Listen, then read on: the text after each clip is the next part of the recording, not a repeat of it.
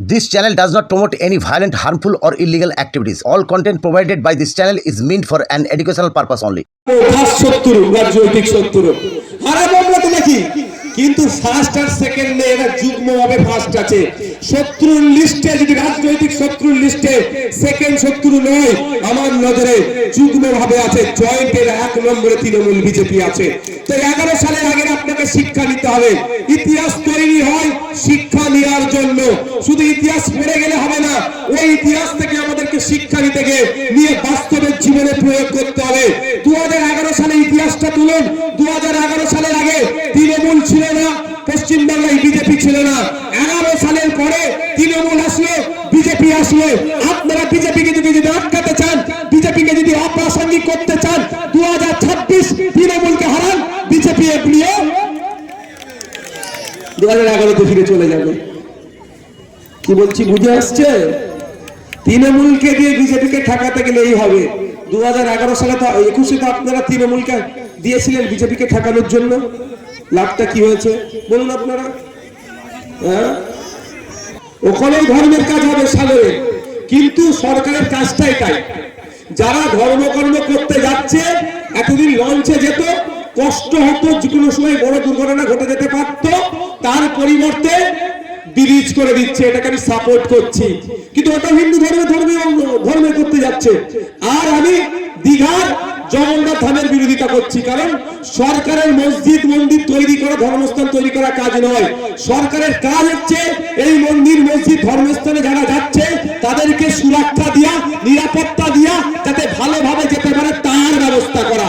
তো আমার এই কথাটা সংখ্যাগরিষ্ঠ হিন্দু ভাইদের একটু মাথায় ঠান্ডা মাথায় শুনতে বলছি। নিউ টাউনের দুর্গা অঙ্গনের আমি চরম বিরোধী। জগন্নাথ ধাম তৈরি করেছে সরকার, এর চরম বিরোধী। এবং সাথে সাথে শিলিগুড়িতে মহাকাল মন্দির তৈরি করতে চাইছে সরকার, এর আমি চরম বিরোধী। কারণ সরকারের কাজ এটা নয় মন্দির মসজিদ ধর্মস্থান তৈরি করা, কিন্তু সাথে সাথে 1700 কোটি টাকা দিয়ে যে গঙ্গাসাগরের উপরে যে ব্রিজ তৈরি করছে, সেটাকে আমি আমার স্যালুট জানাচ্ছি, এটাকে আমি ওয়েলকাম জানাচ্ছি। এই বাংলায় তৃণমূল এবং বিজেপি এই দুই অপশক্তিকে অপসারণ করার জন্য, এই দুই শক্তিকে পশ্চিম বাংলা থেকে বিতাড়িত করার জন্য, এই পশ্চিম বাংলার সমস্ত ধর্মনিরপেক্ষ শক্তির জন্য আমরা দরজা খুলে রেখে দিয়েছি। এবং সমস্ত ধর্মনিরপেক্ষ শক্তি এক হয়ে এই তৃণমূল আর বিজেপির বিরুদ্ধে লড়াই করতে চাই।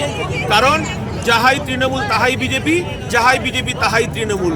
অর্থাৎ এই মমতা বন্দ্যোপাধ্যায় এবং কেন্দ্রের নরেন্দ্র মোদীর এই দুই শক্তিকে আমরা পশ্চিমবঙ্গ থেকে তাড়াতে চাই।